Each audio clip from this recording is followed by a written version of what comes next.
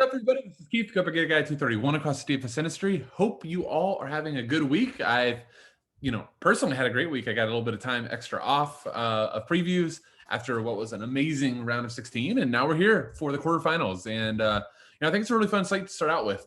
So the joke in the FSI Discord was, how long was it going to take me to get to the forward selections? I'm going to go right away. I'm going to do my little sales plug, and then we're going to jump right into it. So quick reminder, like, subscribe, comment. Really do enjoy everybody's comments on these videos, and just I want to thank everybody so much for the support. It's been awesome to see, somebody, and also in the Discord joked with me that over like 15% of the people in like the GPPs are watching these videos when they looked at the views, which is pretty cool to hear for a small site like FSI. So thank you guys for watching. Let's get right into it. So first game is, let me say two things before I get in this. While forward is going to be incredibly important, the other thing I think is going to be, what do you do with the Kevin De Bruyne news? So you're going to notice SofaScore has him predicted in. Most of what I saw is saying like he's going to be used as a sub, that, it's just too much of a rush to get him back for 90, and they'd rather have him at the end of the game. So I'm going to proceed with this preview like Kevin De Bruyne is not an option outside of like a deep GPP. Like he's not starting, so it'll only be like 2% owned. So I think what's going to end up happening here from the forward perspective, because remember, I got to get on the under for the bet, but it's going to be, you're going to play Lorenzo Insigne almost on almost every set for Italy, especially with news that Chiesa is probably going to start over Berardi. But I think you have to play a Spain forward as your other forward spot. Now, whether you decide that's Ferran Torres coming off of his best game in the tournament, Alvaro, why can't I say it? Morata, that looked like Jack Grealish drawing. How many did he end with? 8 fouls last game. It was actually really funny as I was going through. I saw that they made Danny Olmo midfield forward eligible, who had occupied this role, but they didn't make Sarabia forward eligible. Like if Sarabia was a forward eligible, he would be the easiest play on the slate. You just plug in Insigne, Sarabia, Koke, you're done. But we don't have that. So I think popular second forward options will be Ferran Torres or Morata, at least in my book. That's who I'm most looking forward. With the idea too that, if you played Chiesa there, I don't think that's crazy either. Chiesa is only 7,100. The issue becomes if you plan for Chiesa at 7,100, you skip a Spain guy, and now it's Berardi. Well, Berardi is 9,200. Immobile is 8,800. You're going to have to mess with a lot of things, because it's not like Berardi is 7,200 and Chiesa is 71, where it's an easy swap. So, I really think just Spain's the biggest favorite in the slate. Spain is scored 10 goals in the last 2 games. They were producing XG numbers out of this world the first couple games when they weren't scoring. I don't see a reason or a rationale to fade Spain attack. Thus, I'm going to play one. I think Morata, the savings over Ferran Torres are big. It's $1,200 difference. But Ferran Torres, he has more of the traditional floor we like, right? Crosses, shots, fouls drawn. Although Morata, again, 8 fouls drawn last game. Now you have guys like, is Xhaka suspended? I missed that. So, man, that actually makes me even like Morata a little bit more, because Xhaka is so important for that midfield for Switzerland. Like I know like Xhaka gets a ton of crap from Arsenal fans, from Premier League fans, but Xhaka, like there's actually some advanced stats on Xhaka that he's like actually even for Arsenal been damn good. And Zakaria is a nice player, plays in the Bundesliga, or did play in the Bundesliga. I don't remember seeing him too much this year, but I think Xhaka is huge. So, with Spain doing so much work to try to get freedom in the middle, I think that's big. So, that makes me like Spain. My Spain take, which was already, I like Spain a lot. I like Spain even more without Xhaka. All right, so let me just go over the sets, kind of who's in play. So Koke went on. He's been subbing early every game, but when Koke went on, it's taking a monopoly of set pieces. DraftKings doesn't want to price him up. I don't know why, but he's 6,100. He's just a lock and load. Like in my opinion, he is far and away the easiest play on the slate. Last slate he was too, yet people still faded him. So, give me my double digits for 6,100. If you're going to give me 9 to 10 floor at 6,100, this isn't even a a question or a thought, just play Koke and move on. So Koke at midfield, core play, easy goes. I just spent time ad nauseum talking about Murata and Ferran Torres. I think that you're playing at least one of them in cash. You could play two. Look, and while Insigne's floor is great, like if you just go frickin' Ferran Torres, Alvaro Morata, Sarabia, Koke, done, go Spain. I'll know my fate by 1:30. Like, go for it. That's gonna be a lot of my GPP lineups. I'll tell you that. So pick at least one. If you play two, you're not crazy. Then Pablo Sarabia, has been nothing short of sensational since being put as a starter. 29.3 versus Slovakia, 22.4 versus Croatia. If they would have made him 8,500, I think you're having a long decision on if you're playing him or not. At 7,300, what else do I want? So I love Sarabia, love Ferran Torres, love Murata, love Koke. Pedri's cheap at 3,800. We know that Luis Enrique is not going to sub Pedri. That's the one consistent thing in this tournament. And I assume Pedri's young enough; he's not getting tired. So I think he's fine at sub 4K. Alba, Cesar Azpilicueta, both are fine at fullback. I don't know, depending on your lineup builds, if you have the money to spend way up.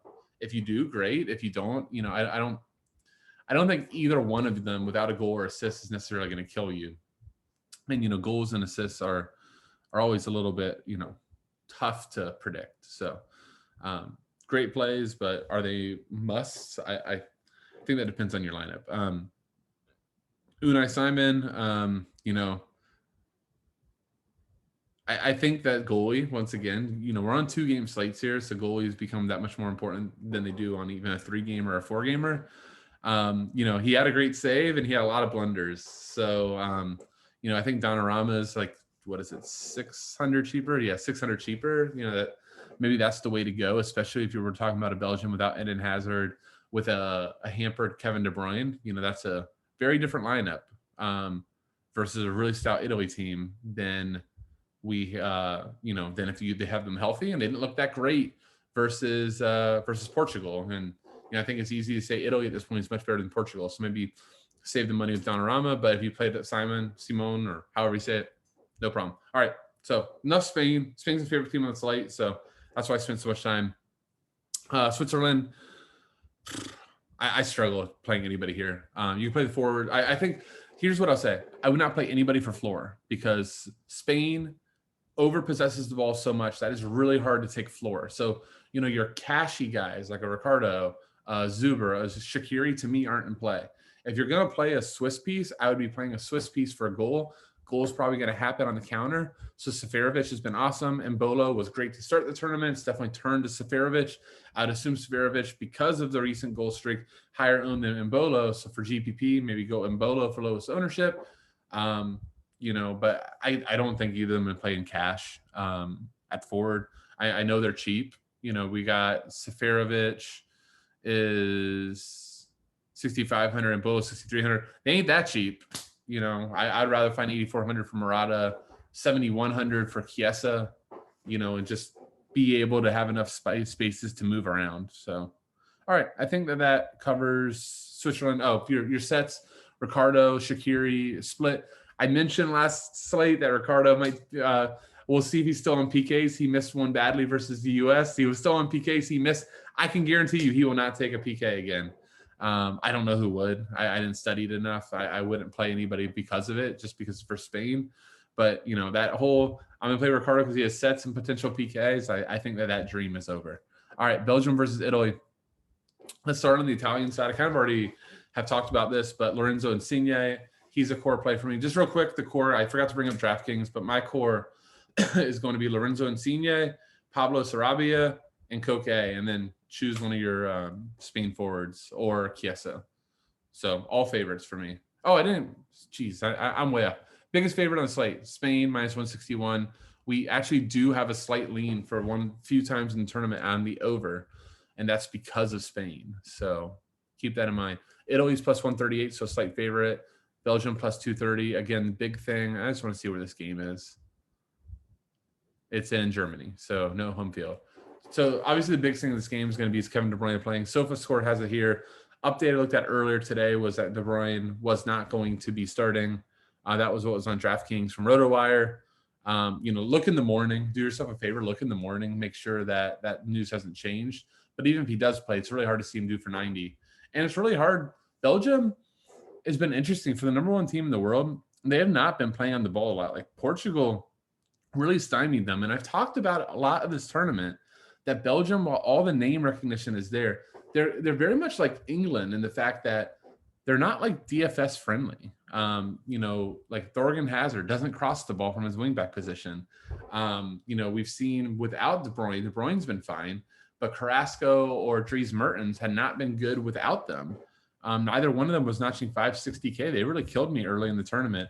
Lukaku's been phenomenal, but like one of his best games, he had 1 DK. So it's just really hard. The most consistent player for them has been Thomas Meunier. I think he's really the only cash consideration here. Just not knowing the Kevin De Bruyne news is Thomas Meunier sub 5,000, very attacking wingback.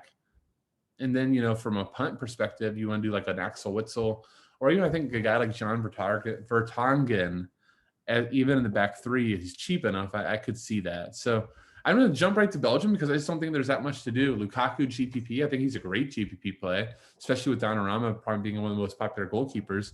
All of a sudden, get the goal from Lukaku, pair it with Courtois, see Donnarumma stain, boom, bang. You probably just cashed and maybe you're sweating. All right, Italy. Insigne lock, as I said.